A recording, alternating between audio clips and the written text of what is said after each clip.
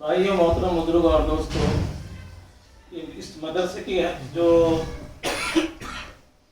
آج سے تقریباً 14 سال یا 15 سال سے جو یہ مدرسہ چل رہا ہے، الحمدللہ یہ آپ حضرات کی محنت اور جد و جہد اور قربانیوں کے بنیاد پر چل رہا ہے۔ الحمدللہ یہ مدرسہ، اس مدرسے کے لیے ہمارے بزرگوں نے بہت بڑی قربانی دی ہے۔ الحمدللہ یہ ہمارے ماشاءاللہ دوست بھائی ظہیر صاحب، ہمارے فیروز بھائی صاحب بیچارے بہت مخلص انسان، اور بیچارے ہمارے سلیم بھائی اور جتنے بھی آپ لوگ ہیں ماشاءاللہ، آپ سب کے قربانیوں سے الحمدللہ یہاں سے تقریباً 40 بچے حفظ قرآن کر چکے ہیں۔ الحمدللہ یہ آپ حضرات کی قربانی ہے۔ الحمدللہ بھائیوں، اس کی عظمت ہمارے دلوں کے اندر ہونا چاہیے۔ آج دینی مدارس کی اہمیت ہمارے دلوں کے نہ ہونے کی بنیاد پر آج مدارس ہم سے چھینے جا رہے ہیں۔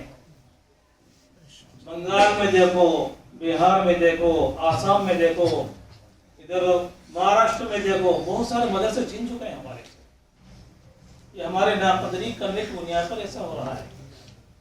آج دشمنان اسلام یہ ہمارے مساجد اور مراکز اور خانقاہ اور مدارس کے اوپر ان کا بہت گندے سیاست چل رہی ہے۔ ایک طرح سے بھائیوں، اگر ان چیزوں کو اگر ہم دلوں سے نہ سمائے، دل پر جو ہے ہم اس کو ان چیزوں کو ہم نہ لیے، تو میرے محترم بزرگوں دوستوں یہ چیزیں ہم سے چھینتی رہے گی، اور ہم بالکل ہمارے آنے والی نسلوں کا کیا ہوگا ہمیں اچھی طریقے سے معلوم ہے۔ آج دیکھو جگہ جگہ ہم سنتے ہیں کہ مدرسے میں آگ لگا دی، مدرسے کو جلا کے بالکل راکھ کر دیا گیا، قرآن کو جلا کر کے راکھ کر دیا گیا۔ میرے بھائیوں، ہمیں جو ہے ان کی قدر کرنی بہت ضروری ہے۔ اور دیکھیں اہمیت والی بات بتا رہا ہوں، بعض مقامات میں بتا رہا ہوں آپ حضرات، گجرات کے کچھ علاقے ایسے ہیں، وہ خود مدرسے میں جا کے اس بات کو کہتے ہیں کہ بھائی میرے طرف سے 10 بچے میں حافظ حفظ کرنے تک میں مکمل اس کا اخراجات برداشت کروں گا۔ اور ہمارے ماں بہنیں جو ہیں ان چھوٹے چھوٹے بچوں کے بیچارے کپڑوں کو کہہ رہے، بیچارے کپڑوں کے لیے کہہ رہے کہ بھائی ان کے کپڑوں تمہارے کپڑے دے دو، اور ان کپڑوں کو دھو کر کے جو ہے وہ ماں بہنیں جو ہے خود جا کر کے مدرسے میں ان بچوں کو دے کے آتی ہے اور کچھ پیسے دے کر کے آتی ہے، کیونکہ اس کی حلاوت اور چاشنی اس کے دلوں کے اندر ہے۔ بھائیو، یہ بہت بڑی بات ہے، یہ قرآن کو سنبھالنا، قرآن کو اپنے اندر لانے کی جدوجہد اور کوششیں کرنا، یہ بہت بڑی بات ہے۔ میں کبھی کبھی رات کو جو ہے بچوں کے پاس آتا ہوں، بڑا کبھی کبھی رونا آتا ہے کہ بچے بیچارے 2 بجے 3 بجے بیٹھ کر کے جو ہے قرآن پڑھتے ہیں نیند کی حالت میں۔ کیوں کہ دن بھر وہ قرآن کے اوپر محنت کر رہے ہیں، مولوی صاحب کے ڈر سے، قاری صاحب کے ڈر سے بیچارے خوب محنت کر رہے ہیں، اور رات کو جو ہے بیچارے وہ خواب میں قرآن شریف پڑھ رہے ہیں۔ اسی لیے بھائیو دیکھو، یہ بہت عظمت والی کتاب ہے۔ بتاتے ہیں کہ اس کی تعلیم جس جگہ ہو رہی ہو، جہاں پڑھائی جس جگہ ہو رہی ہو، تو اگر اللہ تبارک تعالیٰ کوئی عذاب بھیجنے کا ارادہ بھی کرتے ہیں تو ان معصوم بچوں کو دیکھ کر کے اس عذاب کو موقوف کر دیتے ہیں۔ اے فرشتے، وہاں میرے معصوم بچے قرآن کو حفظ کر رہے ہیں، اور وہاں جو ہے کوئی عذاب نہ دیا جائے، لہذا تم آ جاؤ وہاں سے۔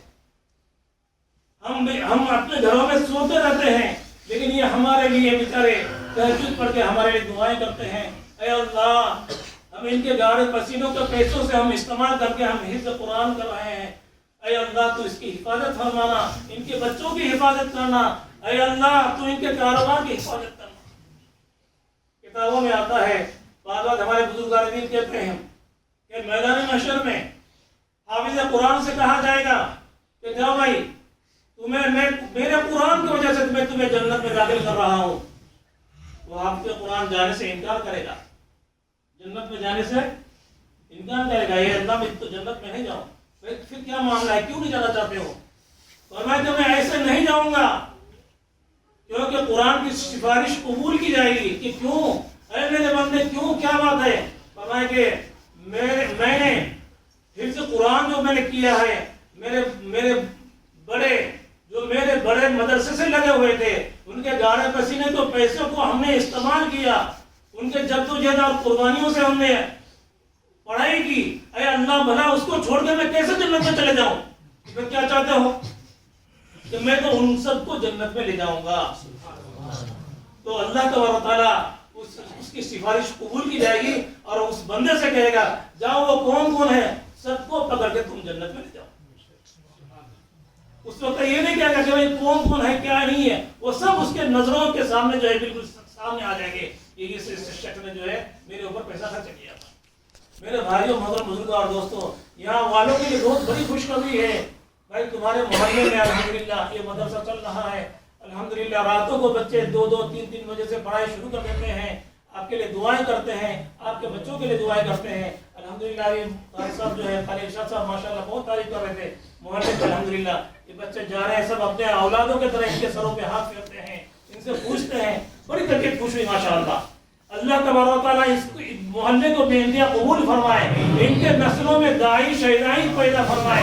اللہ ان کے نسلوں میں علماء حفاظ قراء پیدا فرمائے. اور میں یہ چاہتا ہوں, میری دلی خواہش یہ ہے, ہمارے ظہیر بھائی بیچارے ان کی بھی ایک تمنا ہے, ہمارے مشورہ ہوا ہے, ہمارے فیروز بھائی بھی, ہمارے اور جتنے بھی حضرات ہیں, ہمارا مشن یہ ہے ایک ہاتھ میں ہمارے بچوں کے جو ہے قرآن ہو اور ایک ہاتھ میں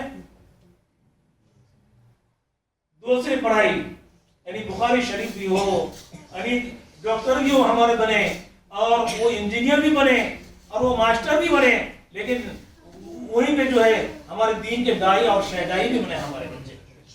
اسی لیے ادارہ الحمدللہ یہاں پہ اللہ تبارک و تعالیٰ نے قائم کروا دیا ہے. آج چھوٹے لیول میں ہے, کل انشاءاللہ ہم فکر کریں گے, جدوجہد کریں گے تو اللہ تبارک و تعالیٰ اور بڑی جگہ دلا کر کے بڑا دارالعلوم قائم کروائے گا انشاءاللہ.